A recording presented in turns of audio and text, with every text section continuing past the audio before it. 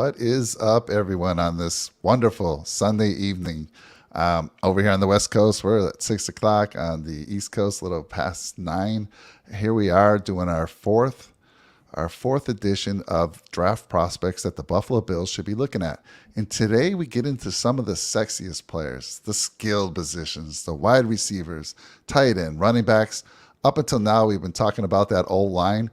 But trust me, trust all of us. That's where the Bills should be focusing. And we should pick up one of these guys for me in the later rounds. But these guys have different opinions. They're all great. And we're going to get into it. But we're going to take a little bit of time today. I need a little fun today. It's been a rough week. I think I deserve some fun with my friends. So I want to just go around real quick and see how everyone's doing. Brett, how you doing this week, man? How you doing on a Sunday, I should say? Dude, I'm doing great. We just had the Sunday sit down that kicked off today, so I'm so glad to get that going. But I'm so glad to be with you guys. That's the most important thing to me is enjoying a little bit of football talk. We can't enjoy football season right now, but we can enjoy football talk today. We can talk about the draft, talk about some free agents too. And I'm looking forward to the next season to come, and I'm looking forward to the next prospects for the Buffalo Bills to go after too. Good stuff. And by the way, Brett, if you don't know already, come on. If you've been watching us, you got to know he's over at the Go Bills podcast. Get on over to his YouTube channel. He's on all types of social media, but get over to his YouTube channel. Smash that subscribe button for him. I mean, he's up and coming. He's got a lot of great stuff that he's bringing. And he built out our slides and the content we're going to be presenting. So thank you very much, Brett, this week. Then we got over here from the Red, White, and Bills, the coolest of the coolest, Mr. Sean Kula. Sean, how you doing, man? Doing pretty good. Everybody notices the world champ gear. Hopefully this brings some luck to our Buffalo Bills and we can wear this merch for them next season. So I'll be wearing it periodically just to try to spread some good luck because we definitely need it. What team's on there? Washington. Okay. I couldn't see the team there, the logo. Yeah, but I mean, they were a team that they defied the odds. They weren't meant to be where they were, and then they went on a rampage and just beat all these great playoff teams. And then they were kind of like us. They were pretty good for a decent amount of years. Then they had a great team built to win. You're like, oh, why aren't they winning? Then all of a sudden they went and won. But the only thing different is I hope that we continue success because the Nationals, they started to rebuild after they won the World Series, which baseball is different, but I'm hoping that we can win and then we can further the success. And that's why I always mention we got to get young. And what better time to talk about getting young than draft talk? Draft talk. Beautiful. I love it. And then over to my left tonight, we're kind of a little switched up. We're trying something new. Jake says, I like to be on the left, Mike. Can you go over to the right tonight? So we're trying it out. But how are you doing, Mr. Jake Padre, who has the coolest backdrop of anyone you'll find? That. Look at all that memorabilia behind him and those Ford TVs. I mean, my goodness. Jake, how you doing tonight, man? There's a reason why I have such bad ADD. I mean, it's like you can't just look at one thing at once. And doing great, Mike. We're here on the eve of free agency technically opening, tomorrow at noon Eastern, which is pretty cool. You can start negotiating with players and bringing them in and potentially getting things set up for Wednesday when the new league year officially begins. So super pumped up to be here with you guys. I think it's right that we're meeting tonight talking about these draft prospects as well. I think, people are here to see the sexier positions and see what we think about, who the Bills should potentially take. And, if there's a chance that we can get a really good playmaker. So fired up, boys, ready to go. All right. Well, let's get into it. We're going to start with running backs. Then we're going to get into wide receivers. And then we're going to finish with tight ends. So this should be a lot of fun. Each one of us has one person from each of those segments that I just mentioned. If you're out in the channel, once again, give us your thoughts and make sure you get out to all our YouTube channels and give us a like, comment, and hit that subscribe button. I usually like to say that later, but I always forget. I get too into it with these guys. So let's roll. Let's start off with the first guy. We're going to start with the running back here. Let's make sure I click the right thing here. There we go. Tank Bigsby. And Jake Podger is going to be talking about Jake to start things off. Yeah. So, Cartavius Tank Bigsby is his name. The reason why he got the name Tank is because when he was a toddler, he was just running into stuff all the time, and he just get up like nothing ever happened. So great story about that. So they just called him Tank since he was a real little kid. This is Shady McCoy 2.0. I think he is as versatile as a back as you can get. Super good at his jump cuts are probably the most impressive trait about him. The way that he's able to, make things happen in open space and, take care of things out there and, basically make plays when things probably shouldn't happen the way that they end up happening. It's extremely impressive, man. I love Tank Bigsby a lot. I'm not saying that the Bills should take him, but if he's available, there has to be a conversation around him because I think he does bring a lot of talent, and he is a playmaker. He's a game changer. So this is a guy that can come here, do really well in a zone scheme. He can complement James Cook extremely well. Obviously running back isn't our first need, but it is another weapon. And I think, the ability that he possesses is definitely worthy of maybe a late second round, early third round pick. So would love to get a guy like him. My best comparison, obviously, as I mentioned, is Shady McCoy. Runs a little upright. People are a little critical about that. I think he fumbled 4 times as well in 2021 specifically. I read a stat about that. But I'll tell you what, I think he's electric in open field, and he can make plays when things look pretty grim. So would love to get a guy like this. And he was coached under Cadillac Williams at Auburn. So he's got a nice coaching pedigree that he's coming from. So not too shabby, boys. Yeah, I like it, Jake. I mean, I'm all about getting a complimentary back to James Cook this year, whether that's earlier.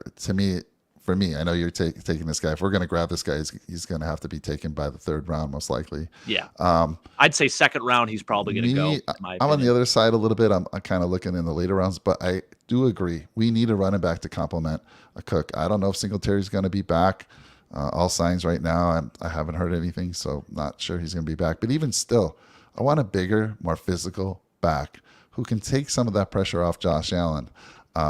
When we need it, when we need to grind out a few yards. I want a big physical guy to be able to come in and not have Josh Allen have to do it all. And we saw last year, James Cook, to me, kind of shied away from getting physical, right? It just felt like that. And I don't know what you guys think, and when I throw it to you, maybe you can give me your thoughts. But if we have a nice complimentary back to him who's a little bigger and not afraid to get physical. And let's see, what's his, is there anything talking about his receiving skills? That's kind of an area where he can do it. He caught 30 balls this year. I think one of the knacks on him is that he doesn't have the best hands per se, but I think he's been labeled as an all-purpose back. In my opinion, I think he can do it. I think he can handle it. It's something that you can improve on, so I'm not too worried about it, Mike.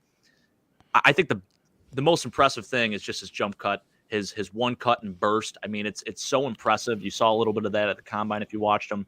And his NFL frame, I mean, for him, he's got an NFL frame. So 5'11", 210, I think he'll fit perfectly, and he'll be able to contribute very early to any team. All right. Brett, you got any thoughts on Mr. Tank himself? Well, he is built more like a typical running back in the NFL. He also has the size and a bunch of characteristics that do remind me so much of LaShawn McCoy. I think that he would fit into Buffalo's scheme, especially with Aaron Kromer running the zone blocking, where you have a guard that pulls outside, and then he can follow the blockers. So I think he would fit very well into Buffalo's scheme, but I just think it's a little too early to take a running back in this situation, especially when we need offensive line help. But I do like the pick. I think he would fit into Buffalo very well. Sean, what's your thoughts on Tank? I love his speed and agility. Like, that jumps out at me first because it seems like our backs were kind of slow to get by the line of scrimmage. So I think in the event that we don't do anything with our offensive line, which is a good possibility, it'd be nice to have someone who could beat defenders on the line of scrimmage and just be like Jake said, he's got a great jump cut, and it'd be awesome just to have someone with that agility and speed who could eventually burn them and get good straightaway speed as well. But again, I think 3rd or 4th round would be a good spot for him. And, if by the 3rd or 4th round we hit our needs, which hopefully we hit offensive line, and he's there, then you got to make a choice. If we're not bringing Motor back and we're not bringing Hines back, get a guy like Tank Bigsby. If he's available in the 3rd, 4th round, that's an incredible steal for us. I think at that point, you might have to have the conversation and just say, hey, let's take the best available player on the board. It'll be very, very interesting if he's still left on the board at that time. And I'd be pretty pumped about it. I think at that point you just take him. Sean, I'm going to put you on the Yes. spot here. Sure. Are you bringing back Motor or Hines? Well, I would bring back Motor. I mean, I hope we bring him back, but I mean, with Hines, we put a 5th round pick and a player into him, and we thought we'd get more out of him in the offense, but we didn't. So I mean, I guess we didn't really know what he could have really been for us, but I definitely would bring back Motor because I feel like he would also come back on a decent deal. And he's been great with us, and I want to see him behind a good O-line. So if we can build a good O-line, I want to see what Motor's really capable of, because the best O-line we had with him was in 2019, and he missed 4 games and it still had over 800 rushing yards. So I'd be interested to bring him back, but again, I don't know what we got planned. I would pick Motor over Hines for sure.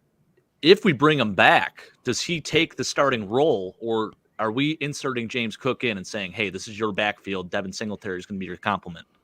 I think if you bring him back because you're re-signing him, it's it's his job to lose. Yeah. So I mean, because Cook is still on a rookie deal, so it'd be okay. Motor, we're bringing you back for this amount of years, this amount of money. You're going to be the starter going into camp, and you can easily lose it just as easily as you got it. So, but I think you still got to get both of them work. But I think Singletary would be the featured back. I think it's more of 1A, 1B type of situation where you can utilize either one. It depends on the game plan that you can use. But I think both of them fit into Buffalo very well. And I think that, just depending on the hot hand, you could do something like a situation where San Francisco did it a few years ago in their Super Bowl run, and have whoever's the hot hand going in, and you could potentially keep Nyheim Hines as well, have 3 good running backs, or you could potentially move on and say, hey, let's get out of the $4.7 million that we can save. You can utilize that towards Devin Singletary and draft a running back too. So there's a lot of options for Buffalo to do. Moral of the story is, do not take a Bills running back in fantasy this year. Just don't do it. Right. 'Cause you're going to hate yourself. I love Motor. You guys know that. I mean, I won a bet with him this year against Jake. I've been a supporter of his Forgot about that. for a while. But if it means moving on from him to go to somebody a little bigger, a little more of a, I don't know. I mean, he's a playmaker, but he's not a game changer in my mind. And I'm not saying, like, I'm tripping all over my words here. I'm not saying that these big backs will be that type of person. They don't all have breakaway speed like a Derrick Henry. However, I just want a more physical guy to complement Cook, because I think he is going to be, he should be the starter. I really do. But let me ask you this, Jake. If we do bring back Motor, does that diminish the need? Are we not going to draft running back and focus on other things? Yeah, I would absolutely say it diminishes the need. I think already, we're already looking at our roster in this very moment, and I think running back is still pretty far down the list when you're looking at immediate needs. I mean, you talk about losing Tremaine Edmonds and Jordan Poyer as well. Depending on what we do in free agency, I mean, those are also potential needs, and I'd actually probably put linebacker and safety over running back. So I think it's just so far down the list. Right now we're talking about running backs, but really we're talking about just if they're the best available player on the board, do we take a shot on them? It's an extra weapon for Josh. You have a guy like Tank Bigsby, who is an all-purpose guy who can contribute in the pass game and just be super elusive and shifty in the open field. So, I would say if we bring back Motor, absolutely it diminishes the need, and it actually pushes it even farther down. Yeah. Well, you did tell me you're not a fan of best player available. I'm not. So, I mean, I'm really not, to be I'm honest. all I'm more of a about need guy. Yeah, I'm all about that too this year. But we got a lot to talk about. We're already on one slide, and I love it. I love it. Here we go, guys. 15 Here we go. minutes in. Let's move on to the second guy on the radar for running backs, and that's going to be Sean, Sean, did you do this on purpose? Like, got to get a name with your just pick a guy with your first name. Sean Tucker, going to be talked about by Sean Kula. Oh, yeah. So when you look up all-purpose in the dictionary, Sean Tucker is the guy that comes up first. This guy was a well-oiled machine for Syracuse, and I know I'm a Syracuse fan, so that's kind of why I picked him. It's because I've seen him so much.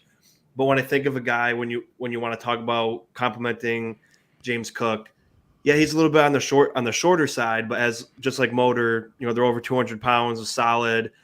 He's pretty quick on the field. I know his 40 times is 4.5, but he's fast on the field. He's great in receiving, and he doesn't go down. He's tough. He's gritty, and he's just that guy will just you coming right at him, contact. He's just gonna lower his shoulder into you, put a juke move on you. He wants to do something for the team. He wants to be the guy who gets first downs, gets the touchdowns, anyway, catching, running. He'll block too. He's a guy that I would really like. And in the 4th round, I think that'd be, like I said, I don't think we need a running back, but if he's available and if he even drops to the 5th round for some reason and all the needs are met and we do think, we're not bringing Motor back, he's a guy that I think could come in if he gets playing time, because you know how we are with playing rookies, but he could come right in, fit like a glove, and it'd just be electric to have him in the backfield with James Cook. I like it. Let me throw it to you, Brett, for your thoughts on Mr. Tucker. Well, I'm just like Sean. I'm a big Syracuse fan, and right now I'm a little disappointed after losing Jim Boeheim after his 47th season. So I'm a little bit disappointed in that. But I've watched a lot of Syracuse football this year, and watching Sean Tucker and the way that he runs and what he brought to the Syracuse offense in the first 6 games of the year, he was excellent. He's a run returner specialist, which will help in special teams. He's also a running back that can be a 1A or 1B in a scheme. And I think he fits exactly what Buffalo is looking for. And I think he's a great receiver, and he fits, pretty much what Buffalo needs in a running back. So can't wait to see him on the field. I think he's going to be good with a pull guard too. Jake, do you agree? Absolutely agree. He's perfect for the zone scheme. And what's great about him is he's such a patient runner. And I'll tell you this, guys, I would love to get one of his teammates in the 2nd round, potentially in Matthew Bergeron. But then if Sean Tucker's available in the 4th, we still need a running back. Absolutely would be a great option. I think he'd be a very nice fit in this backfield. So I'm all for it. And just a follow-up question for you, Sean. What do you think about Dino Babers? What are they gonna do with him? Does he deserve to be fired? I know he should have probably been fired like 3 years ago, but very long keep ago. him around. What's the deal? I don't know. They haven't fired him yet, so I feel like they're going to bring him back again. And for sure. Too late in the game now to fire him. I feel like the major collapse they had last year should have been enough to fire him, but it's hard to tell with college because they kind of will just be like, well, new people are coming in, new people are leaving, or old people are leaving, so maybe they give them more leeway with college. But we were 6-0, and then we kind of screwed ourselves against Clemson, and then we finished 7-6, right, something like that. That's we tough, were ranked in the top 20, but none of that was Sean Tucker's fault. Sean Tucker was an absolutely amazing part of the team, and the quarterback, and that's where I was really thinking of it too. Is like the quarterback wasn't that good, and they had to heavily rely on Sean Tucker, whether it was receiving or running. And he did have a better season, the quarterback, than last year. I don't even know his name because I hate him so much because he stinks. But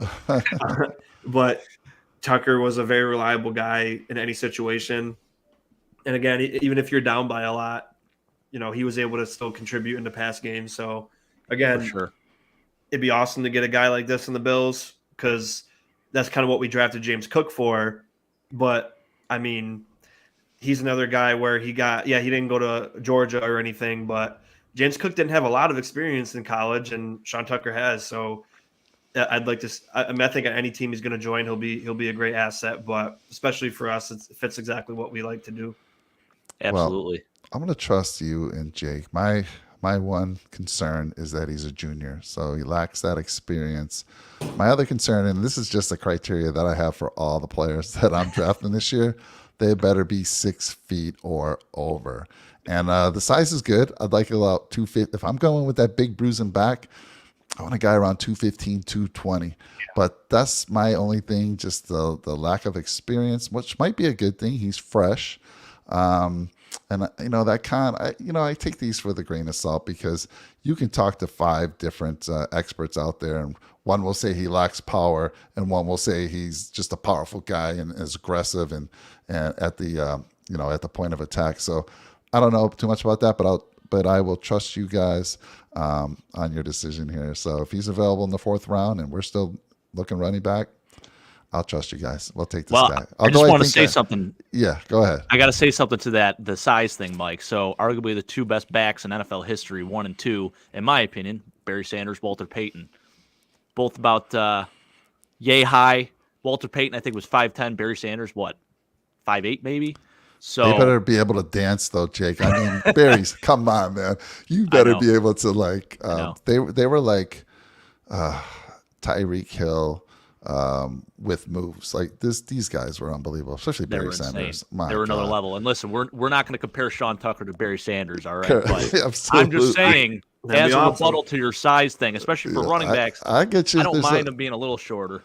Yeah, there's always a rebuttal to what I'm saying, but that's just my criteria. I'm just like saying. I like All it. right, I like let's it. move Switch it on up. to the next guy here, and I believe this is going to be the young gun himself. Oh It's no, actually he switched. you, He Mike. switched it up on me. Here we go. 6 foot. Here's your next Buffalo Bill. If we're drafting a running back, this is my man. This is my man for a couple reasons. Played for Texas, right? I keep going after guys, although I'm going to go back on that with a couple other guys that I say. I always think of Sean. I'm like, he's only going to be happy if it's a big time school. There you go. Doesn't get much Right. bigger than that. He's a senior. So a lot of experience. Although Jake, I think you're gonna talk about a little bit. I think he was a backup this year, right? To Yes. Bijan, Bijan Robinson, right? yeah. And I believe that I hear a rumor. I don't know if this is true, that both of these backs were at dinner with the Bills. Now I don't know if that's true. Is that Correct. true? Do we have confirmation of that? It's All right. true. Yeah, they're at dinner with the Bills this week. So the Bills are reading my mind. Again, they watch our show. They're listening to us. So I hope they watch the show again here. He's projected in the 5th, which I find a hard time believing. Anyhow, 220 pounds, depends where you look. He made Bruce Feldman's freak list. And I mean, anytime you do that, that's a plus there. And I'll read you what Bruce Feldman said. Now, Bruce Feldman, again, this is why I always, the size and the speed of these guys. Bruce Feldman said the 6'2", 223-pound senior has seamlessly transitioned from college quarterback. So check. There's another reason I like this guy. Hey, you saw what happened in the San Francisco 49er championship game. If we need a quarterback and we got to go to a running back, he's our guy. Rashawn will step in and be that quarterback. So check. Let's see. What else did he say? So he's transitioned well to running back. Has a per carry average of 5.5 on 299 carries with 18 touchdowns. Fantastic. So when he does get a chance to play, that average yards per carry is amazing. He's also got good receiving skills. So physical guy. They're saying he won't create a lot of separation. I don't know about that. You slam into somebody, you be aggressive with someone and knock them over. I mean, you'll get a lot of separation. He does say lacks the ability as a run blocker. Again, a run blocker. I don't know. You're a running back. Who you run blocking for? I don't know what that means. So I'm not sure if that's I'm running. I want the guys in front of me run blocking. So dang it, who am I blocking for? We don't run two backs. Lacks run after catch ability. You know what? If he can catch the ball and he's that big, he's going to get a couple yards. That's all I need out of this young man. And he's more of a cut blocker than a guy who will stick his face in against the blitz. I don't buy that one either. Anyhow, this guy fits all the criteria that I have. I do believe we should not go after best available. We should focus on our needs and then find these gems in the later rounds. And I'm not sure he'll be there in 5th round. He had a great Senior Bowl. He had a great combine. And I'm sure he's rising up on the radar for many teams. So anyhow, that's my guy.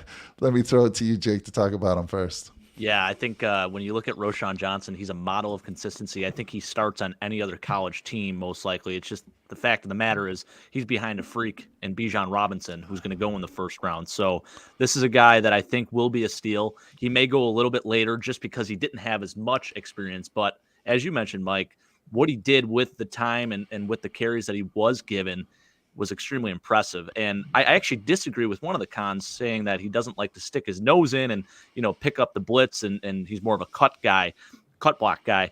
I think from what I've seen on film, that is one of his greatest traits, one of the most underrated things about a running back that I think sometimes gets overlooked is blitz pickup. I think it's extremely important. And him being a really good receiver, I mean, even if he can get a chip on a guy and then go out and catch a pass, screen pass, swing pass, whatever it may be, I mean, that is something that is invaluable. So would love for the Bills to have a shot at a guy like this. He runs extremely physical. He's that bruiser back. He has that mentality, Mike. He runs, extremely well. He protects the football. So I love this prospect a lot. Glad we took him out to dinner because he might be available, might be a nice late round gem for us.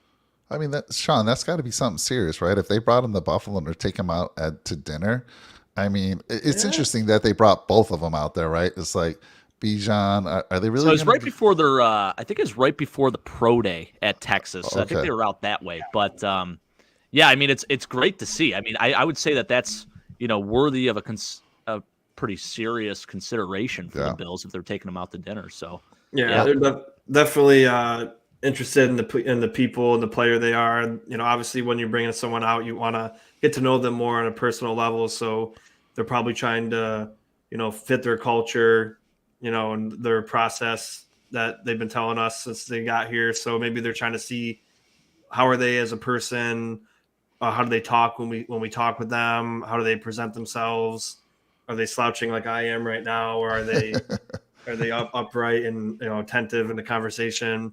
So they're all probably just continuing the evaluation, and definitely means a lot. Weird that you have both of them, because then it's like they're probably thinking to themselves like, well, they want him, or Roshan's probably thinking, oh, they want him for sure. But then I'm like a fall guy maybe if they don't pick him in the first round.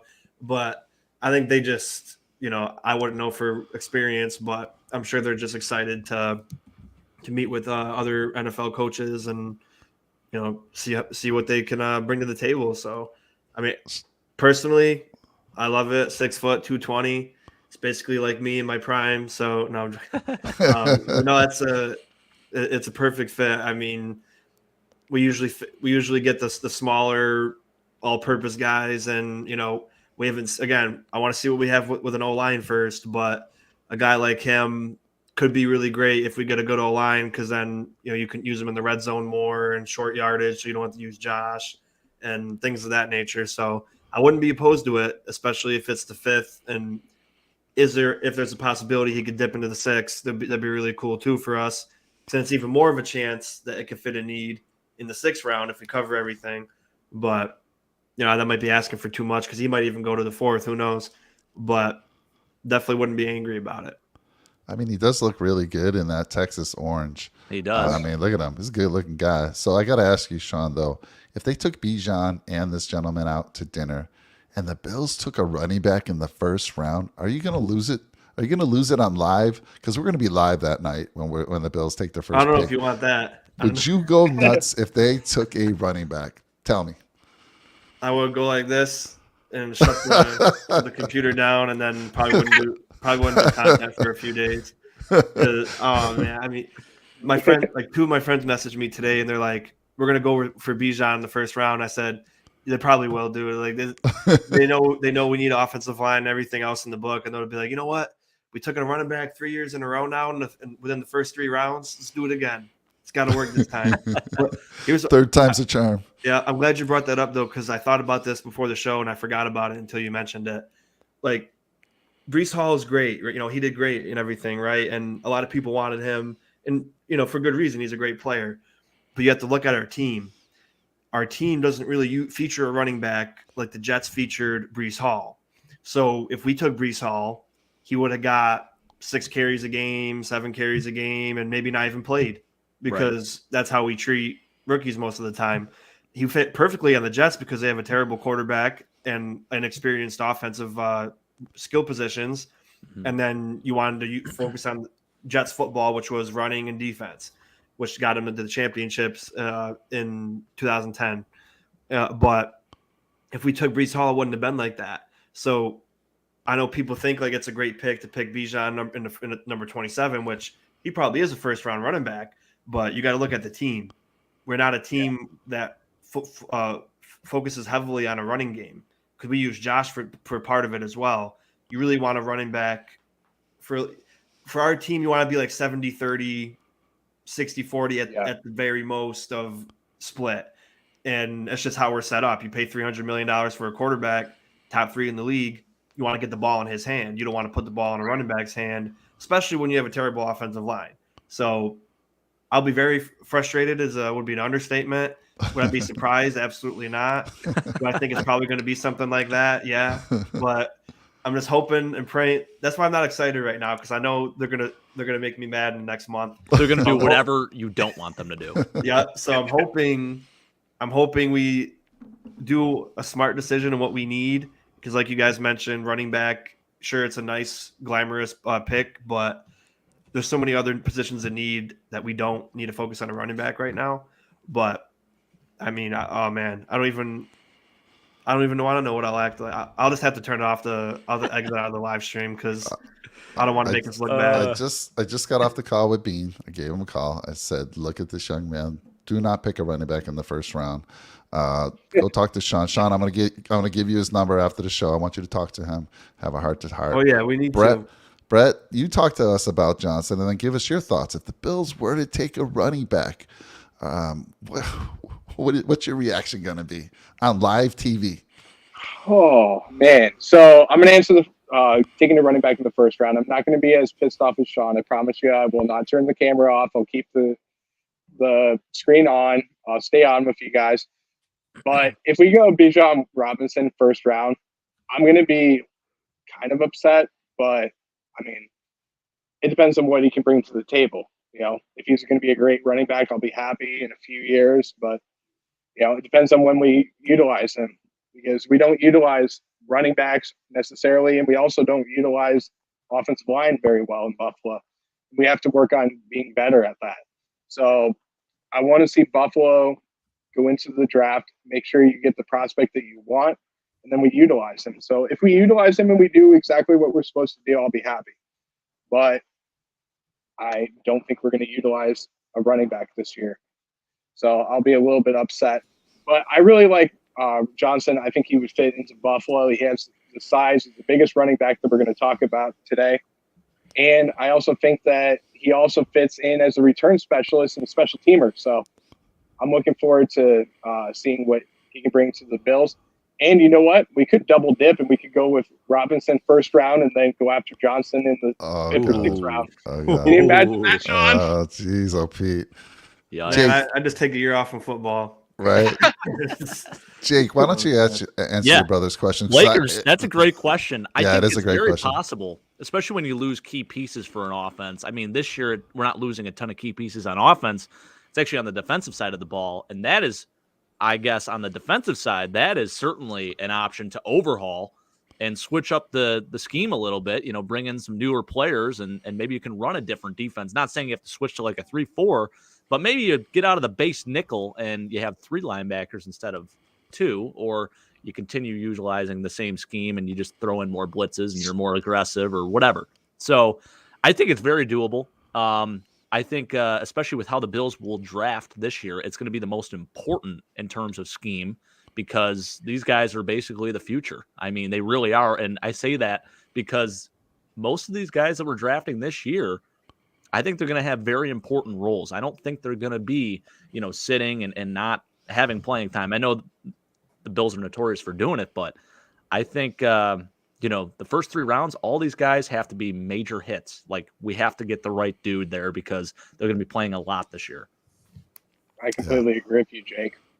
That's an understatement because jobs are on the line. And like I said, if, you know, Bean's been backdating all these contracts and, you know, money years from now to players. And if we don't start building now with this draft and hit on almost every single pick, it's going to be very hard in the next couple of years when we're giving everybody away but Josh Allen. And we're back to the same old living in the basement and depressed all the time with football. That's why it's super important. And, you know, we've noticed, like, we've let them being in McDermott, getting us out of the drought, cloud us about what the real purpose of them is. And that's to win a Super Bowl or at least get to one. And because they've broken us out of the drought and we've made the playoffs for years and been a winning team, winning 13 games 2 years out of their tenure, it clouds some people's vision, which is fine. But don't let it distort the true purpose is to win a Super Bowl. So they've been drafting good players. Nobody's been a game changer besides Josh and Trey. And, you know, you have to draft some outstanding talent. You can't just have good pieces that fit on your team that they're okay. Like Rousseau has proven to be a good fit, but he's not a game-changing player. Yeah. You know, we got to do something like that this year. And, you know, if we can do that and they get playing time and then, you know, the offensive line gets rebuilt a little bit and, you know, like you mentioned about the defense, I said earlier in the year when all this was happening, we should just focus on the offense, build up the offense, because when you play a team like Kansas City or Cincinnati, you're not going to beat them with defense anyway. Balance doesn't beat those teams. You have to be overpowered on offense because they're going to score regardless. So I think our defense should change because you got to be high flying, eager, blitzing, ready for, you know, trying to force turnovers and just opportunistic instead of what we usually do, just sit around and wait and, you know, rely on a secondary when, you know, it's going to be a little bit different this year.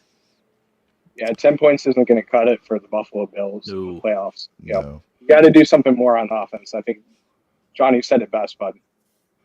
Yeah, I love it. I hope you like your new spot up top there, Sean. I noticed that the messages were covering you up, and we need to have the pretty faces up near Oh, the come top. on, Mike. So You're let's beautiful. go. Let's go. Depends who, We got- depends who you ask. Finally, we're going to get into our fourth running back, our final running back, Mr. Eric Gray, and the young gun, Brett McDurphy, is going to talk about Eric. Go ahead, Brett. All right, guys. You want to talk about a Buffalo Bill? This is the Buffalo Bill right here. You talk about somebody that can come in and play in the snow. He can do it all. This is the running back that is going to be the only running back to win the Super Bowl this year. He is a violent running back. He's a little bit smaller, so he does fit into small spaces. He reminds me of someone that I like to call the nuisance that you have in your house. And if you think about that nuisance bug, or you think of that nuisance, you know, little rat that comes into the house and then you can't find him for a while, this is the running back that I'm talking about. So he is a compact runner. He fits exactly what Buffalo needs. He is also a really good pass catcher out of the backfield, lowers his shoulders. He fights for extra yards. And I think he can also be someone who can also protect for Josh Allen as well in the pass game. He reminds me so much of a former running back that we had, Fred Jackson. And he's a little bit smaller than Fred was, but he's a little bit of a mix between Fred Jackson and I would say LaShawn McCoy. He's pretty much a bowling ball is the term that you call him. And he thrives in the screen game just like Fred Jackson did. That's why he reminds me so much of him. But he's also really good at lowering his pads, and he'll fight for the extra yardage. And that's why he reminds me so much of Fred Jackson back in the day when Fred would go out there and he was out of college, fight for the extra yardage, give everything he has. And he was really, really good for Buffalo. So I know that the numbers don't look necessarily great, but these are numbers that are pretty much, if you think of Madden, you know, you look at the run blocking. I shouldn't have put that in as a category for us. I really should have put in other categories. But if you look at the numbers, I mean, the size is 5'9".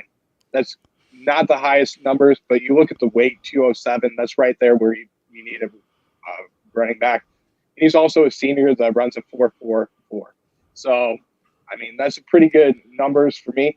He has the burst that you can see, you know, and he can explode. Reminds me so much of, like I said, Fred Jackson, where he gets into the small spaces and then he takes off and gets you a nice touchdown. So I'd love to know your guys' thoughts on Eric Gray. And I did spell his name wrong, so I apologize about that. Oh no, Eric's going to be upset with you. You lose points. I gotta ask you guys: he's a senior? Was he at the Senior Bowl? And if so, did anyone hear any things about him and how he did? I'm not sure if he was at the Senior Bowl, but I do know that you want to talk about like acceleration. I think he's one of the best in terms of, you know, prospects that we're looking at this year. I know he's going to be a late round pick, but he's a one step and go. I mean, he's unreal at that. And I'll say this, I actually think that's a hell of a comparison to Freddie Jackson. I think a current comparison is Miles Sanders, very similar with his game. You know, he could take a screen pass to the house.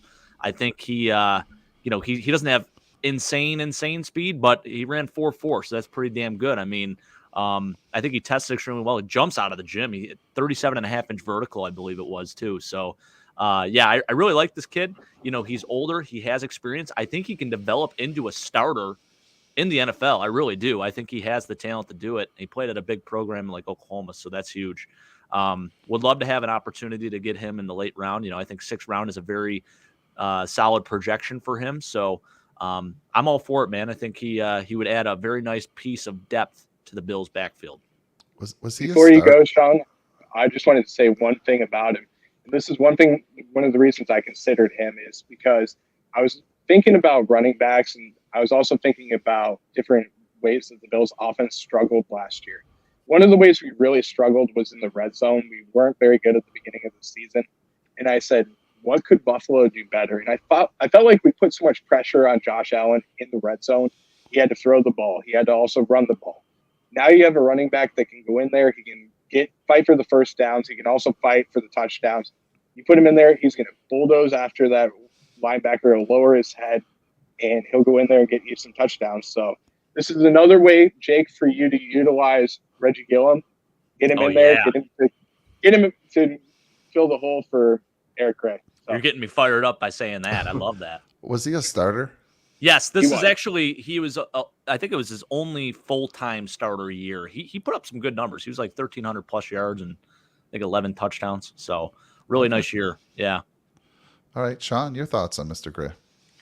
Yeah, I love the physicality aspect of his game. And, you know, when you look at guys that are on the short side, like him and Motor, they make up for it in the physicality.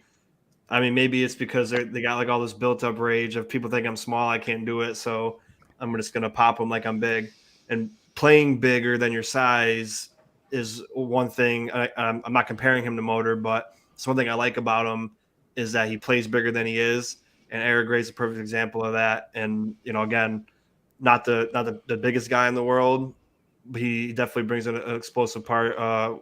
He would be an explosive part to the offense. He's not on my list. Obviously, you can see why. He's 5'9". Doesn't make my criteria. And I'll tell you another reason why I want a tall guy is I want a guy who can go up and grab a ball. Josh Allen, how many times, like with these shorter guys, he's got to throw the ball perfect to them. They're not going to be able to elevate that high and make that catch. I want a guy who can catch the ball. His vertical, though, Mike. You're gonna, all right, his vertical. Well, maybe. There's always a rebuttal. What's his vertical? What's his vertical? 37.5. Oh, all right. I think I can do that. Come on. So that's like 6 feet. I think I have a 30 vertical myself. So I'm just saying, if I'm 6 feet and I've already got an edge on you, and I don't know what Rashawn Johnson's vertical was, maybe we should go back to that. So think about that. Go back to that. Get that answer. I want to say he was low 30s. All right. Give me his vertical. And 31.5. And what'd you say this guy's was? 37.5. Okay, that's pretty good. So those 6 inches, I mean, that's a hell of a vertical. But I'm sure Rashawn, let's see, Rashawn has, what his arms like? 32 inches. What's this gentleman have? It's a great question. That's important. Anyhow, I don't want to get into the details, but again, I want that bigger guy.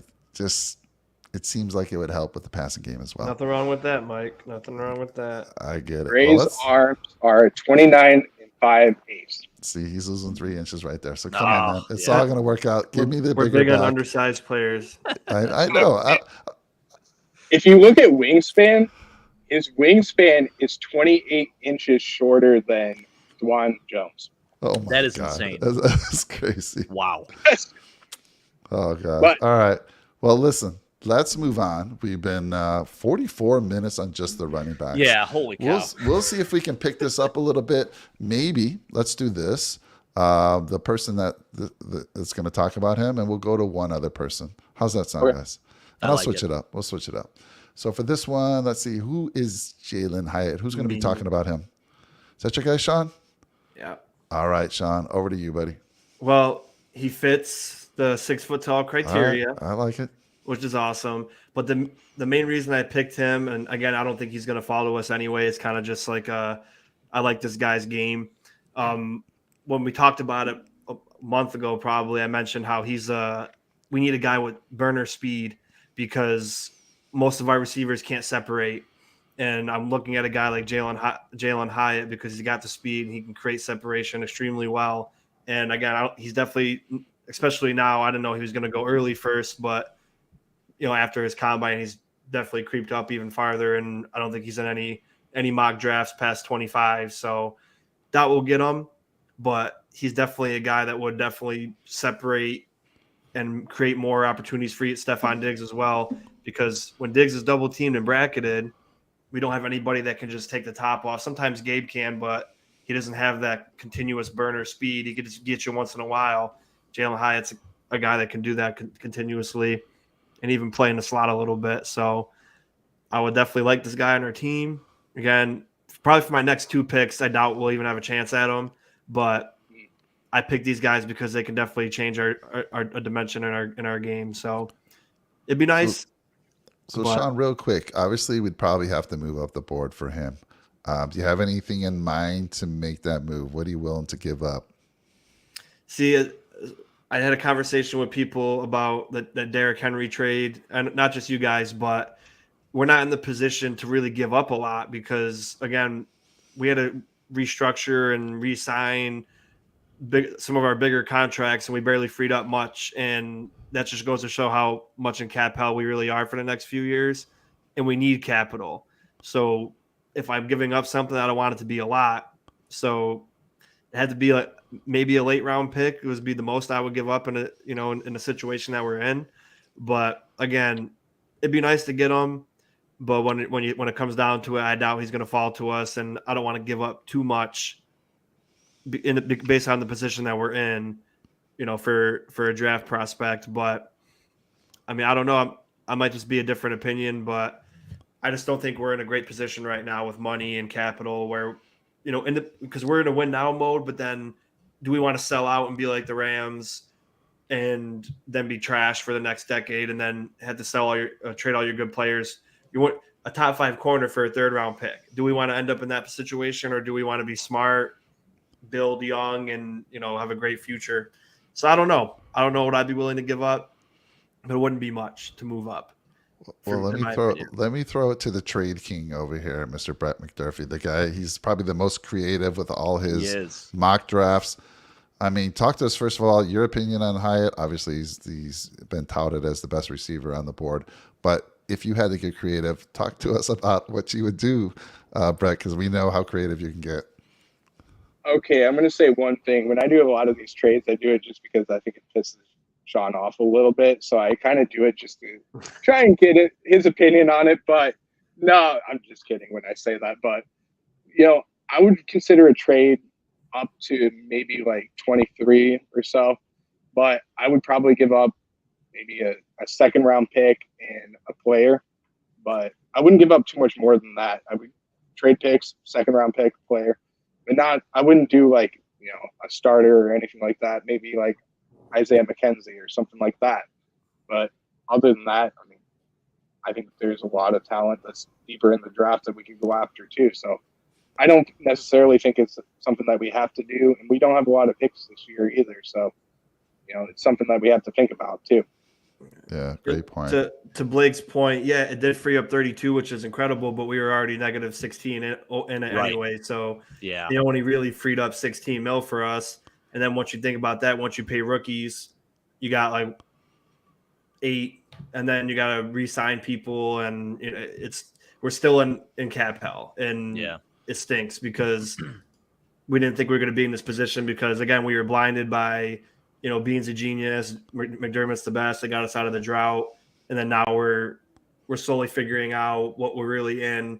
And again, 32 million is great. If we were at 0 and we got 32 million, I'd be like, yes, let's go. And now we can get McClinchy or somebody great. But now it's just like we're kind of just backtracking enough just so we can keep afloat a little bit longer. We're gonna keep doing that, and then hopefully they can fix it, but it's just going to be very hard for them to. But Brett, you would give up a 2nd round pick to move up 4 spots, though. 2nd round pick in 2025. I wouldn't give it up next year. I should have clarified that. I wouldn't give up a pick this year. It would have to be a pick in the future. But Sean, another good point that you mentioned about the salary cap, you also have to factor in, and this is something that we should have probably started the show on, is that Matt Milano signed a contract extension, Yes. freeing up $6 million.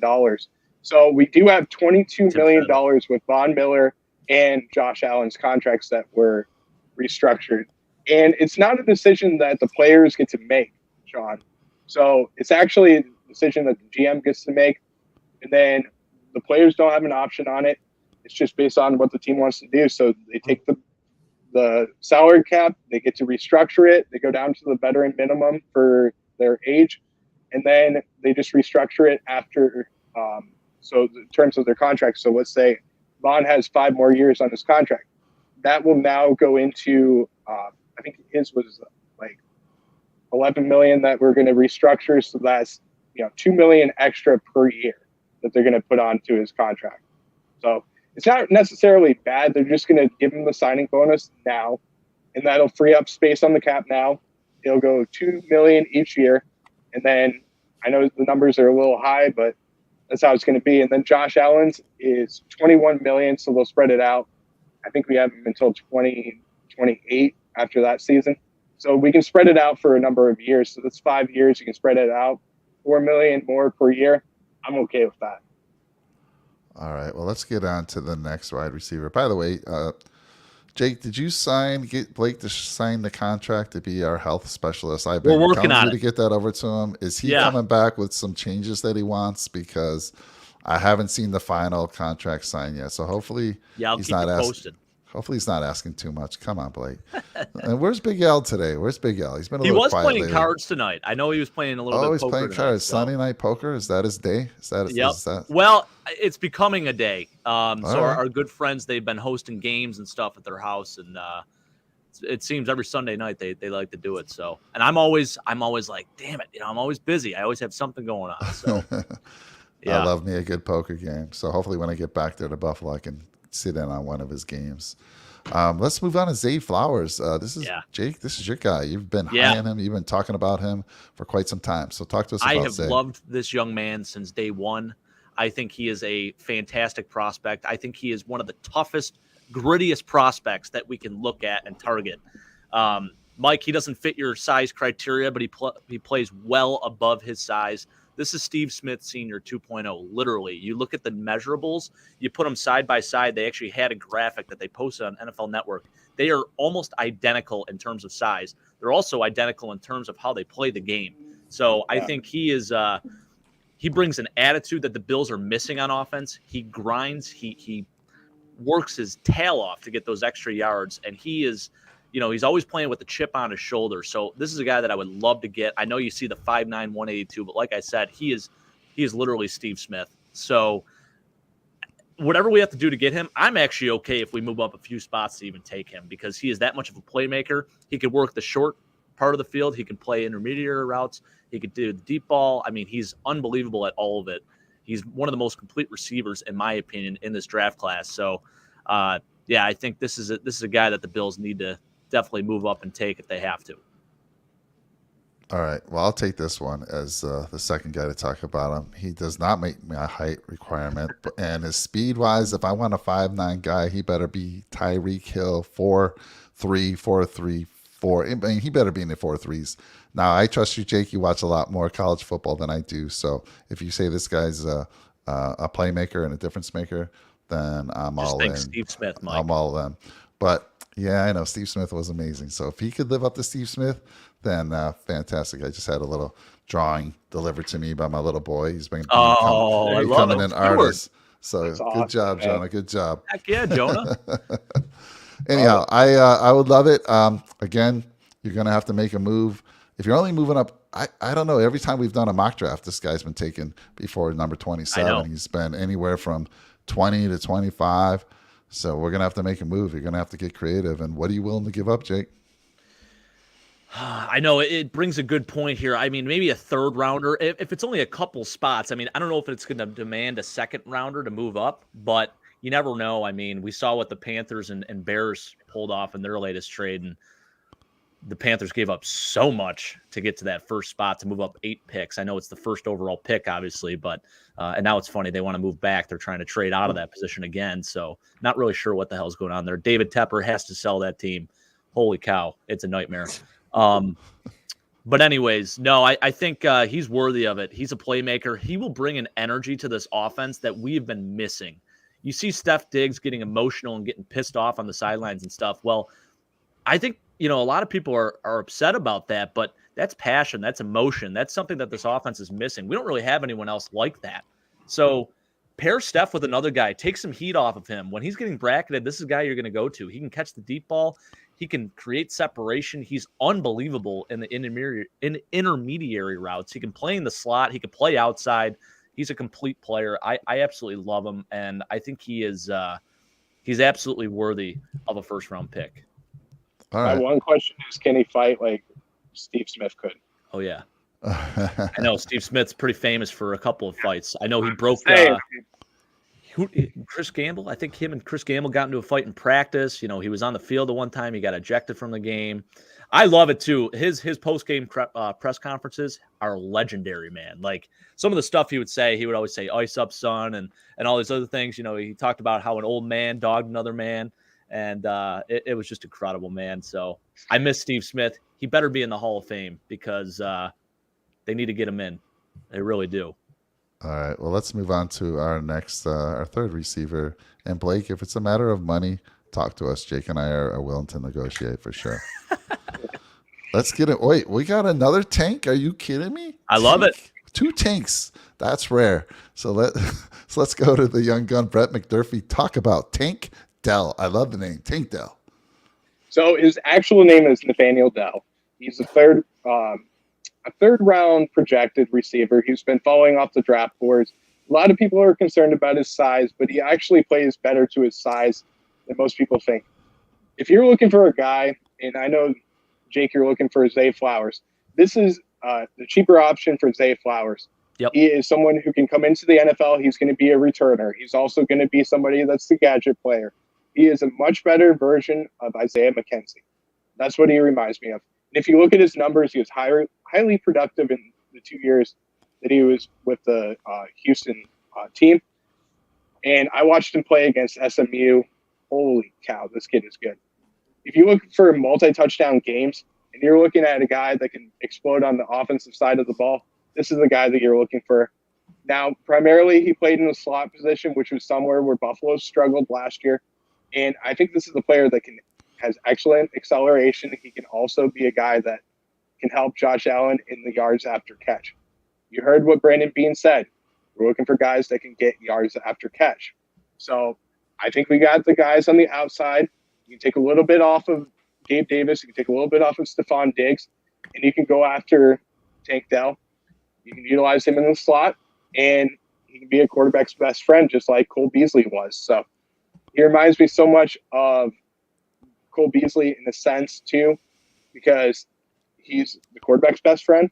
He was productive in his career, 2,700 yards in 2 years and 29 touchdowns. So you can tell that he's going to make some plays in the NFL, but there's a couple of little issues that he has with size, as well as his wingspan and route tree is not the same as Cole Beasley has. But I think he can fit in the zone coverage, and I think he'll get open no matter where he is on the field. So I think he's a guy that we should go after, and if he's available in the 3rd round or even in the 4th round, he has been slipping a little bit. If we can go after him, he's someone I want to take. All right, let me throw it to Sean for your thoughts on Mr. Tank Dell. Well, I love his skill set, but I'm 100% with you, Mike, especially with receiver about height. We're already severely undersized with a lot of it. And, like you said, Josh got to basically have perfect pinpoint accuracy to hit some of these guys. And, a guy as undersized as him, not only is he short, but he's very light as well. That kind of turns me off. And not that he's not a great player. And obviously you can get more muscle, but we need another big body receiver. Yep, Steph Diggs is great. Davis is a big body receiver, but I want another one because you need size when it comes to any kind of passing because your catch radius is bigger. A tip pass may not turn into an interception. It's easier to fight for contested catches. It's easier to bat down possible interceptions. And again, he's a great talent, but I want another big receiver, at least 6 foot tall for receiver. Not so much running back for me, but I will agree with Mike on height for receiver because again, you got a great big quarterback, and you like to throw the ball, every which way, every angle, high, low, and you got to be able to get it to him. So I don't know, I like the height, I like the skills, but the height kind of turns me off. Yeah. John, you don't want to play with the Smurfs? Huh? You don't want to play with the Smurfs? No, not really. But Remember a couple of years ago we had the Smurfs. We can bring them back. We got John Brown. We got Cole Beasley. We can bring them all back. Play with the Smurfs. And see how it works again.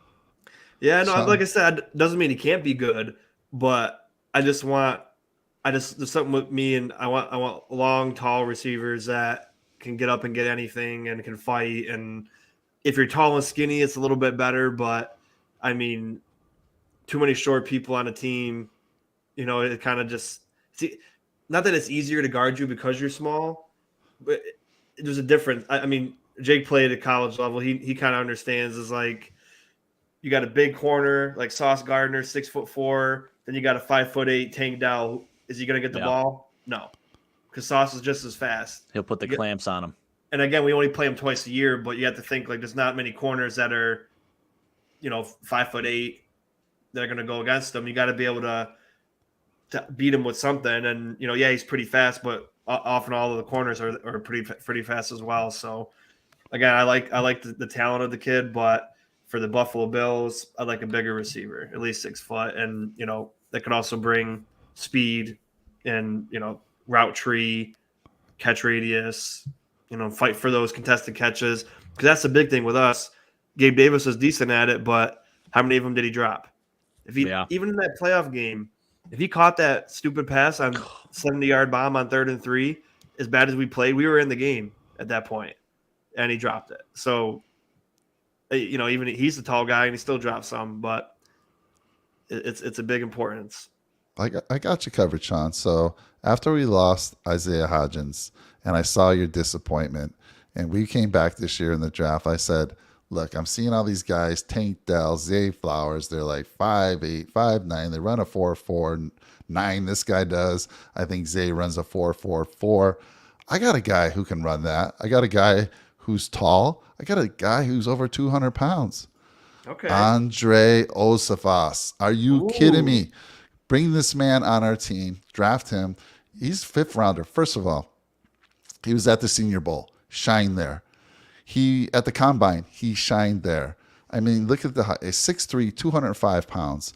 He is a track star as well. And I'm going to give you one of the numbers here. So at the Combine, his athleticism score was 84, which ranked 9th amongst wide receivers. He's got everything you want. Everything you want. He has the speed. That speed matches up with Zay Flowers. Matches up with the last guy you had on the board. Why would you not want this guy who's basically, 6 inches taller than those other two guys we talked about? Jake, you're going to have to sell me a lot more on your boy Zay Flowers in the 1st round than to wait for 5th round to take a gentleman like this. Come on. Why not both? Let's take both. Look how handsome he is, too. I mean, he's a good-looking man, too. We got Looking dude, yeah. he did well in He's Buffalo. kind of ugly. We got to boost that up a little bit. Anyhow, you play good. So I love this guy. Like I said, check the Senior Bowl reports, check the Combine. He's been going up the board. And the 5th round seems to me like absolutely ridiculous. I think he goes in the 4th, but that's just my thoughts on this young man. So I will throw it to Jake, because you're big on Zay. Tell me, what's Zay bringing to us for a 1st round pick over this guy who could go in the 5th round? I think the attitude stuff that is kind of uncoachable. He plays above his size. He's so gritty. I mean, he can take a screen pass to the house. He's not afraid to block a little bit in the run game. I mean, he could play and make an impact at every single part or level of the field, short, intermediary, and deep. And I think that's something that, this kid is very good. I think he's still very raw. Athleticism through the charts. Actually kind of reminds me a little bit of Isaiah Hodgins, to be honest with you. Faster than Isaiah Hodgins, But a guy that you're going to get in the 5th round, later rounds, also played at Princeton, Ivy League school. Love that. Love the small school guys. Not opposed to taking both guys, Mike. Like I said, take Zay in the 1st, take this kid in the 5th. It's more weapons for Josh. And don't let him get away, because we're already seeing what's going on with Isaiah Hodgins. I think this is Isaiah Hodgins 2.0, and the Bills can't mess it up this time.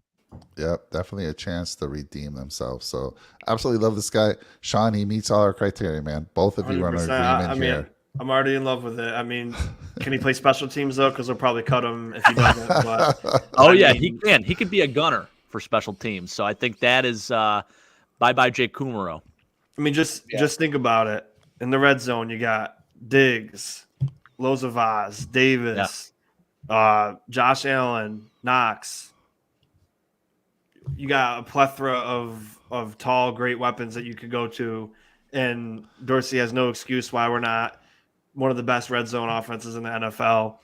I mean, 6'3", 205, as big bodied as you can get for a receiver, and again, the speed to match. John, do you want us to go back after Kelvin Benjamin? Yeah, well, he's not fast. So let me throw this, Jake. You were talking vertical jump, 39-inch vertical jump, 39-inch. That's impressive. Are you I'm kidding me? sold. All right, let's I don't go. care that he went to Princeton. I'm sold. Where's my phone? Let me Bring get him in. Let me get Bean on the phone right now. We'll talk to him. But this is a Buffalo pick though. Yeah. Under the radar. Absolutely is. Not a big school, athletic.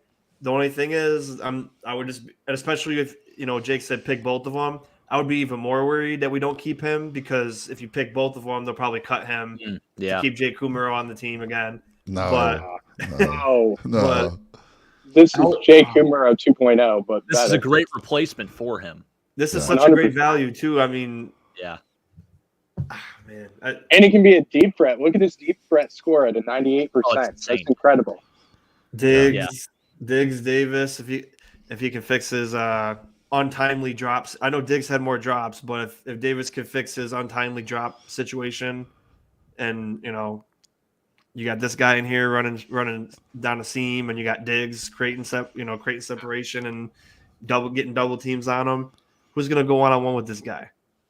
Mike, this is a great pick that you got here, because Incredible value. It really you is. have to think about something else though, guys. Gabe Davis is going to be a free agent next season. So if you pick up a guy like Iosivas and you can have him play behind Gabe Davis for a year, then you can also have him come in and play next year, get a little bit more of a little bit bigger of a package that he can play, and then he could be the number 2 in the offense. So I think this is a great fit. And, like Jake, you said, you can go after somebody in the 1st round, then grab him in the 5th round, and you fill the slot position, and you also fill the outside position as well.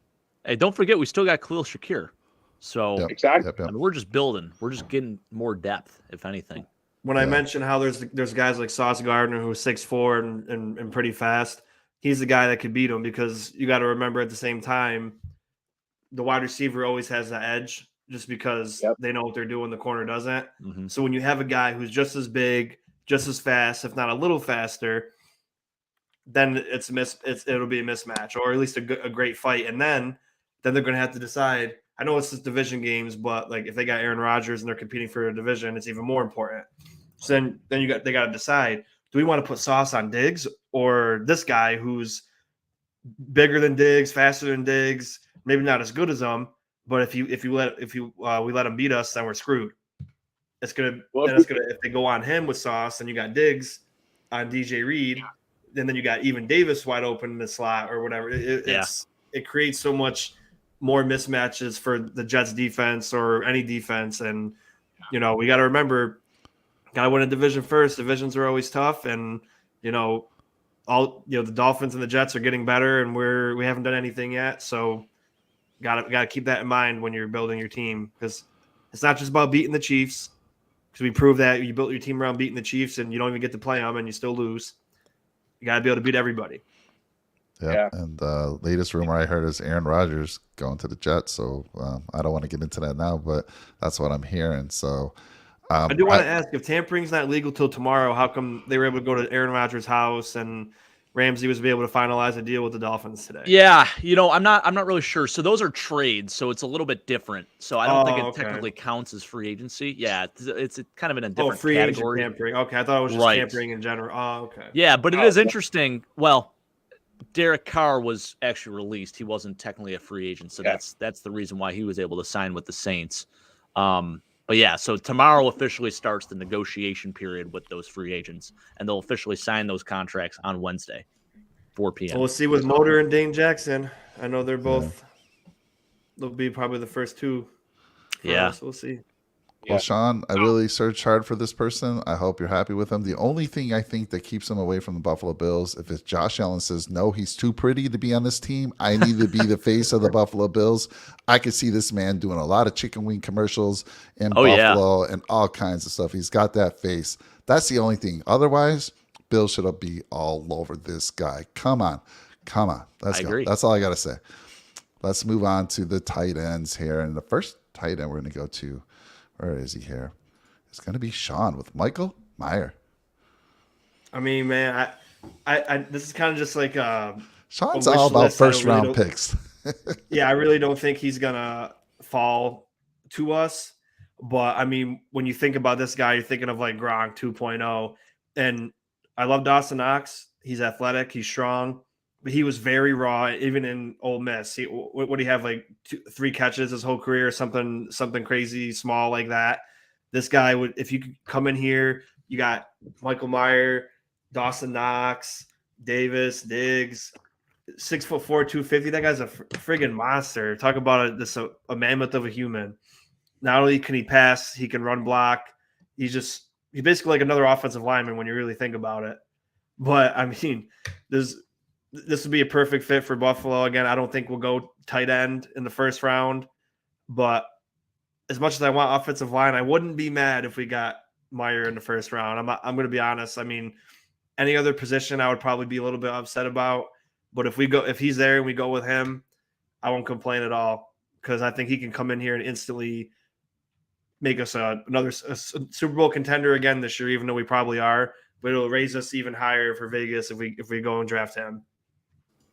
Brett, what's your thoughts on Mayer? Do you agree with Sean? Would you take a tight end in the first round? Because I'm struggling with that.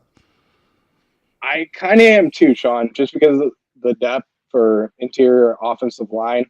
But I think you have a really good point. Getting as many weapons to Josh Allen too will help as well. So I just think that it's a little too early to take a tight end, but this draft class for tight ends is by far the best in the last 10 years. So I would wait on a tight end, go after somebody in the second or third round if one becomes available, but I wouldn't hit on any of the tight ends in the first round. Well, I don't think he's going to fall to us. That's all I'm saying. But if he's there at 27 for some reason, I feel like you can't pass him up. But I'm by no means trading up to get him or anything. But I think he's in the top 15, so I really don't anticipate us even going close to getting him. But just like imagining him on the Buffalo Bills, I think it's just, I mean, it's like a fairy tale land. But again, I don't think we're going to get him, and I wouldn't trade up. But if for some reason he goes to 27. And, I'd even take him over Flowers or Hyatt if they're there at 27 too. So, but God, I really don't anticipate it. But we'll see when it comes to the mock drafts too. Gives you a better idea. But I'd be shocked. That's all I'm saying. If he's there at 27, I think you have to at least consider, because we've seen what a great tight end can do for you. Travis Kelce's unguardable. Gronk was unguardable. All the great tight ends you can name right now, whether your top 5 is mine or not, because my top 5 is probably better than most. Just kidding. But 'cause I know we argued about it in a group chat with Gonzalez. But we've seen what a fantastic tight end can do for a team. The ball's going to go to them. They're not the fastest, but they're always open and they're always dominating the game. So if you could bring that to Buffalo, I mean, like I said, this guy's like Gronk 2.0. I would love it, but again, I don't think he's going to fall. This is a great question, by the way. I want to address this. Brett just put it in our private chat here, which I think, it's a conversation, but I think you have to take the need, because I'm all about the need. He said, who would you rather take, O'Cyrus Torrence or Michael Mayer, if they're both available there at 27? So I will say this about Michael Mayer. They call him Baby Gronk. The Bills missed an opportunity to take Gronk in the draft, 13 years ago now? And, you know, probably don't want to pass up on that again. But going off of need, I think you take O'Cyrus Torrence. However, it does beg the question, you know, if they're both available, what are you doing? Because I think value-wise, it's probably a better pick with Michael Mayer. I'm taking Torrance again. agree with I'm you. all Me about too. I'm all Me about too. getting the offensive line first. I Right. do think I agree with Brett. There are some other good tight ends in this draft. And the only Michael Meyer I really know is the one that plays in Halloween. Oh wait, he spells his name a little bit different. And Michael that guy's- Myers. Yeah, that guy's a little bit of a scares me. So Yeah. anyhow, Like I said, everyone, don't get. I still want offensive line, but I'm Yeah. just saying if for some reason he's there, I think you have to at least have the conversation. Absolutely. And if Torrance isn't there, and the next best guard is Avila, and again he's projected Right. in the second round, I still think you take Meyer because the It's value a weapon. the value there is different. Yeah. But again, you can still get great center and another great tackle in the second round too. So we'll see as it goes. But like I said, I got to pick O-line of course first. But if Torrance isn't there and then Meyer's there, and then you definitely have to consider it because like I said, this could change your entire team. Right. Because And you got to use them too. But Trek Yeah. Reviewer agrees with you. He said he'll take Michael Mayer Yeah. all day. well, Yeah, let's see if we can talk you off of Meyer with our other three tight end prospects, John and Michael Schmitz. then let's come back to this conversation with Meyer. Okay, good with that? I like no, it. of course. I'm just saying I don't think we'll get him, but All right. it'd be awesome. All right, number 2 is Jake. This is Jake's guy, Darnell Washington out of Georgia. Another projected first round tight end. Oh my goodness, to be talking about tight ends in the first round, 2 of them, is incredible. So Jake, Darnell Washington. Perhaps the greatest riser on all draft boards after he tested and what he looked like at the combine. He is an absolute freak of nature, Mike. Look at that size, 6'7", There we go. 264. Very, very good blocking tight end as well. But he showed that he can catch the ball, too, at the combine, just in his drills. And it's crazy because he wasn't even a starter at Georgia, but he was playing behind Brock Bowers, who's arguably the best tight end in the nation this past year. So it's hard to, get playing time with a guy like that ahead of you, who's going to be a potential first-round pick as well in the future here. But Darnell Washington, man, I think he gives you that huge weapon in the red zone that Josh Allen has been looking for. I mentioned Mike Gesicki when we were talking free agents a while back, Mike. This is a guy that fulfills that need. 6'7", wingspan, insane. This guy, I think athleticism score tested as number 1 or 2 for the tight end group. And God, he just, you talk about weapons for the Bills offense. This guy is going to bring it. He's an incredible inline blocker. Does a great job of, creating separation, being able to make athletic plays on the field as well as a pass catcher. You look at comparisons. A lot of people have been comparing him to Darren Fells, who I think is a very good comparison, very similar in size as well there. But a guy that you can work in, and he would be a great complementary tight end to Dawson Knox. So I don't know if first round necessarily is a spot to take him. If he's available in the second, third round, absolutely. Great value pick there. So I'm all for it. I think this guy is fantastic. And again, as I said, probably the greatest riser for all tight ends in this draft class. I like it. Let me throw it to Brett. Brett, your thoughts on Darnell? And if they're both first rounders, I have not seen him in the first round. Is this something that's come to recent light where he's been jumping up the boards because of what he did in the combine? Because he was not at the Senior Bowl. Yeah, he's been rising up the boards, just like Jake said. I think the combine is what really did it for him. Yeah. I remember the pass blocking drill that he did at the combine where he was Crazy. He grabbed he went after the machines like you would not believe. And he just, like, everybody else was struggling to get their feet going. He just took it and just said, screw it, I'm done. Went down the field and just attacked the defender. And I think that he will be somebody that can set the edge when there's an edge rusher coming in.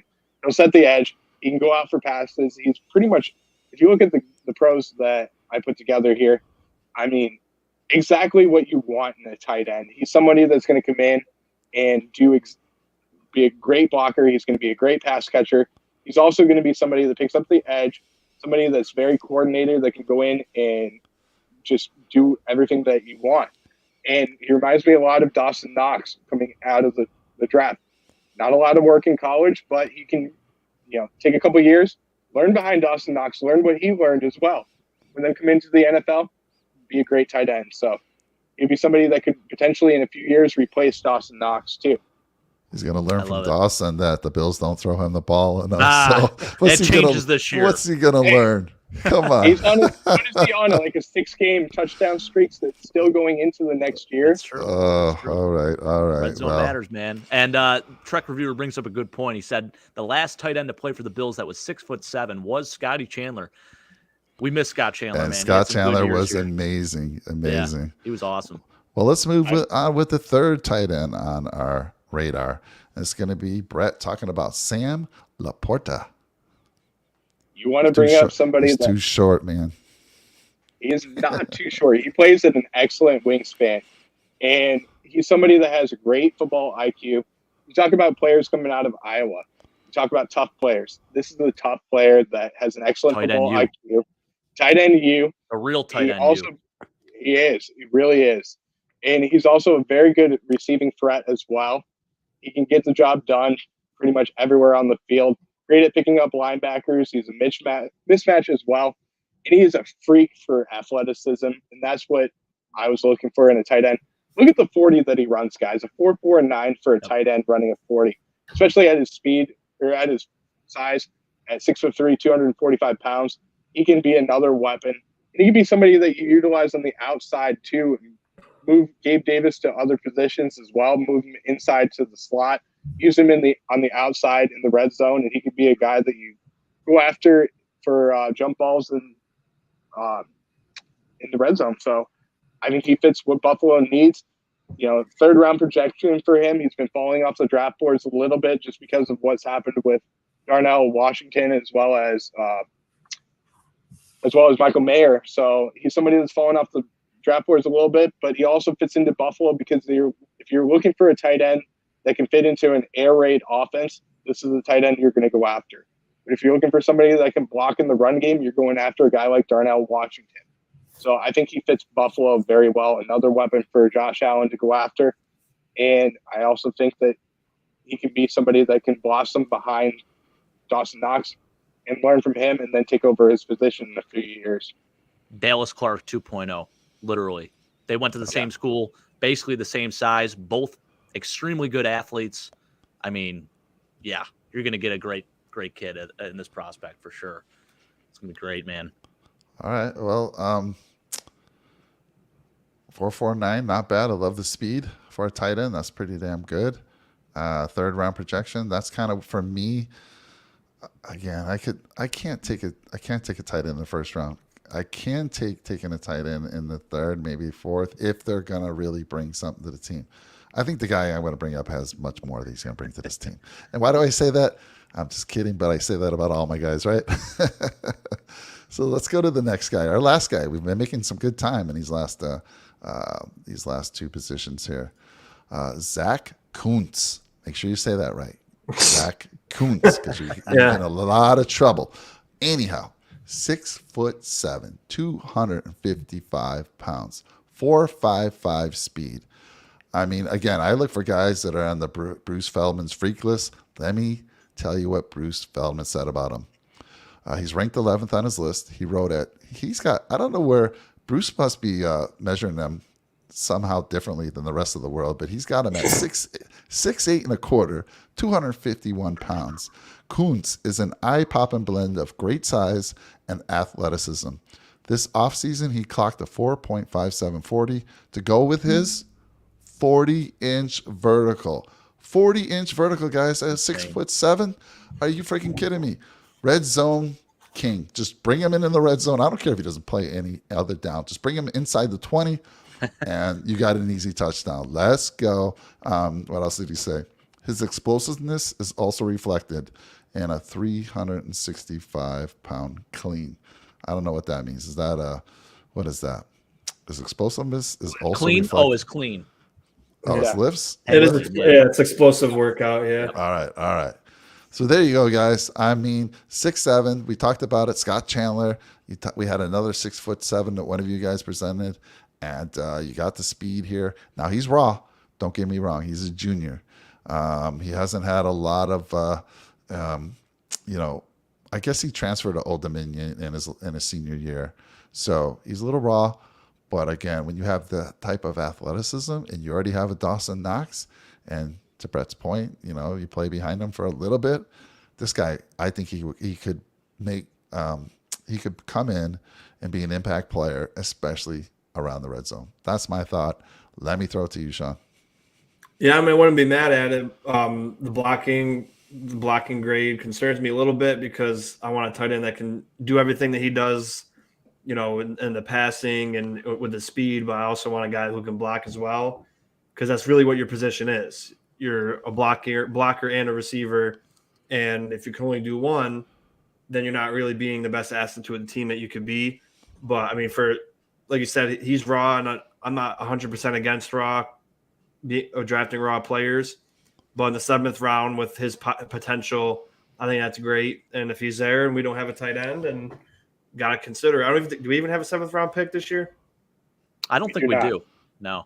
Oh no, we traded it for Dean Marlowe, who's also a free agent. We're not going to bring back anyway, so terrible. That's good. Yeah. But Even use if we kept our 7th round pick instead of wasting it on Dean Marlowe, we could have definitely perfectly used it on a guy like this. But I told you about Dean Marlowe. I told you guys. Yeah, I didn't agree with anything the Bills did this year, unfortunately. So, but I will say this: were you saying it was his run blocking or pass blocking you were concerned about? It's his blocking grade is at 59. I don't know. That's combined between running and blocking. Okay, so I want to say in his senior year, he played 13 games. He only had 12 catches for 144 yards, on average 12 yards per catch. But in pass protection, he gave up only 1 pressure and no sacks. So solid quarterback rating when targeted, 83, and again, pretty decent in pass protection. So I like it. And yeah, I get it. Again, a late round. If we haven't done anything, we still want a tight end. This is your guy. Is he absolutely? Is he match up with your guys that you guys talked about early on? No, not yet. But the potential's there. I'd be willing to take a little bit of a gamble here if I could get him. Yeah. And one of those 6 round. If you're looking for that 6 round guy, here you go. It's a great value. Great digging, Mike. I love it. People don't think about picks like this, and that's right. things you have to think about. So all my guys met the criteria: over 6 feet or taller, over 200 pounds. I never seen a tight end under 6 foot though, Mike. So I know that was easy. That's why I struggled with the 6'3" guy that Brett brought up. I'm like 6'3". Come on now, Gronk was 6'6". I want a guy at least Gronk size or bigger. I want a monster. Yeah, exactly. But hey, that was a lot of fun. We got through those last 2 positions pretty quickly. That was pretty good, guys. We got time for more mock drafts now. We're gonna set up another night for mock drafts. Not tonight, sir. I gotta roll back to work. Gotta get back to work, believe it or not. But let's set up a mock draft in the near future. I don't care if we go tomorrow night.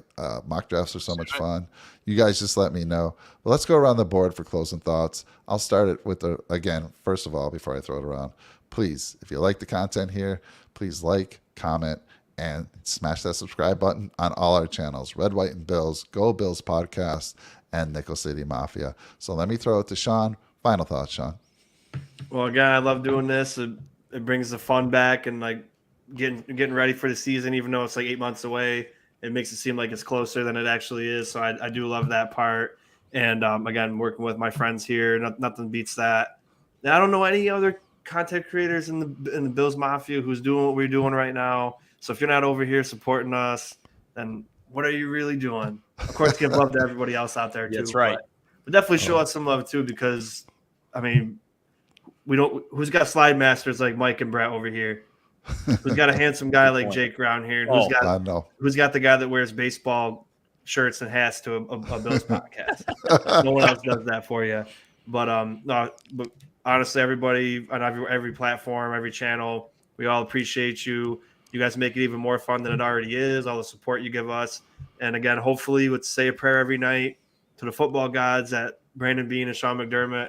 They know their job's on the line, and they start thinking like, you know what? we got to start taking what we watched in Nickel City Mafia and Go Bills podcast, Red, White, and Bill shows, and really talk to our scouts and do something good this year.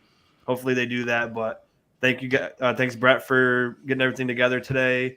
Thanks for Mike for always doing the slides and being the guy who's always getting us ready and worrying about the time for us. Because as you notice when you're not here, we're like children in a candy store. We don't stop. We just do whatever we want. So. Even though we're grown adults, we still need your direction.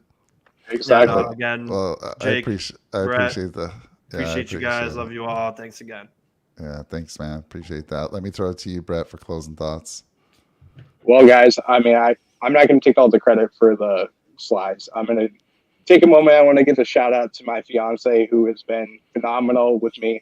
She did all the slides pretty much. She was incredible. I mean, Mike, you text me at like 6 o'clock. You're like, "Are the slides done?" I'm like, "Oh crap! I didn't know if I was supposed to do the slides. What was I supposed to do?" I did some of them. I didn't do all of them. But I mean, she was a freaking rock star. I'm not going to lie to you. She's the one that did it. She's the one that's on the couch pretty much every day when I'm doing these shows, and she watches us. She deserves so much more than what I give to her on Sunday nights and the nights that I do the shows. So I'm like a little freak when I do these. I freak out all the time. I'm like, I need to do this correct. I need to do that correct. And she figures me out, but I got to give her a shout out for that. And also Shiloh for being phenomenal. My puppy, who was phenomenal throughout this whole entire process, didn't bark one time, which is a good sign. So I want to give her a shout out too. But guys, incredible job. We made it under it was almost an hour and 30 minutes that we made it under. So Vegas, hey, we hit the under, guys. First time in a long time we hit the under. But hey, I'll take under 2 hours. We said 2 hours. You're right. Yeah. Mike, you can save a little bit of time for your wife. Make sure you have a little time for her. So that'll be good. But guys, it's incredible to do this with you every week. I appreciate you guys having me on and allowing the Go Bills podcast to be a part of this. Sean, you're incredible as well. Your knowledge for the game is great. Love doing this with you. Jake, man, I can't believe how many players you know, man. I mean, you know everything about everybody. I mean, I could throw out anybody, and it's like, do you remember when back in the day when they did the draft and they threw out a guy that was like nobody even knew of, and they threw him out there, and you have to figure out if you know them or you can find any material on them. You're the guy that does that for us. I appreciate it, man. You're incredible about that. And The human Mike, Rolodex. I mean, keeping us on track the whole entire time. We need a guy like you every single week. So it's incredible to have you on here too. And your video with JB, man, John. That was sweet. Check that out. Dude, that video is so good, man. I mean, it's incredible the way you did. And I loved your questions that you asked him. And he is such a funny guy. So go out and watch that video too, because, I mean, I learned a lot about JB that I didn't even know. And his knowledge for the game is incredible too. So watch that video, man. He's a man. hell of an athlete, apparently. I didn't know he was a really good athlete too. Yeah, I didn't know that either. So yeah. Most down-to-earth guy I ever met. I mean, such a big star, right? And I was so nervous, but he made me feel at home. I mean, you would have thought I knew the guy for like 30 years, the way he talked to myself and T.O. on the show. He's known Kermit forever, so they went back to their early days. And, yeah, he was a fantastic basketball player. He didn't play football, but look where he ended up, right? I know. But such a nice guy, and then I did hit him up. I did miss one opportunity. I wanted to ask him, for all of us, mostly you three, for folks looking to get into the sportscaster world, what do you recommend? And I'm going to ask Kermit to ask him that so I can come back to you guys with that information. That would be awesome. I think all of you, I want to see all of you on ESPN or some other network at some point in time because you all deserve it. I want to say thank you to Hannah very much. And maybe we can all come together and we need a social media director. Maybe we can get Hannah definitely. on as a social media director. That would be awesome. I would love that. So shout out to Hannah. Let me throw it to you, Jake, for closing thoughts, man. Yeah, gentlemen, it's been a fantastic show. Always love doing these with you guys. We talked about getting Josh Allen some help. And I think any of these prospects that we mentioned would be just that and then some. So I love all of our selections, all the guys we reviewed. I think they would all be great fits here in Buffalo. So pretty fired up for it, man. Curious to see what the Bills do. And free agency starting tomorrow, technically. So be ready. we'll be ready Yeah. for hopefully some good news. I'm excited Yeah. with all these prospects that we talked about. They've got to take one or two of these guys. They have for to, sure. right? Oh, yeah. We have to. I mean, we're going to transition to the defense next week, but we started on the offense for a reason, and that's because we believe that's where we need to focus. And so let's go. I'm looking forward to the mock draft in the next day or so, and then we'll come back at you late in the week with the defensive side of things. So thanks, everybody, once again. Please comment, like, and subscribe. It's right there. Just a little button. Just press it for all of us. We appreciate it. We love doing this without the subscriptions, but you know what? It makes our life even better. Let's just gives us gratitude, and we're like, man, they actually like what we're doing. If you don't like what we're doing, Yeah. hit that down thumb. It's okay. I'm all right with it. But Let if you us know. do, give us a comment and tell us what you think we should improve upon. Anyhow, Hey, there isn't three other guys I'd rather do this with. You guys are the best. yeah, you will not find more passionate Bills fans anywhere. And you can go listen to the ESPNs and the NFLs, and they might talk a little bit about Buffalo, but these four people on the screen, they know the Bills. We go back very far, and nobody can talk more about the Bills than any of us. So let's go. I'll see you guys soon. Have a great night. Enjoy the rest of your Sunday. Take Go care, Bills. guys. Go Bills.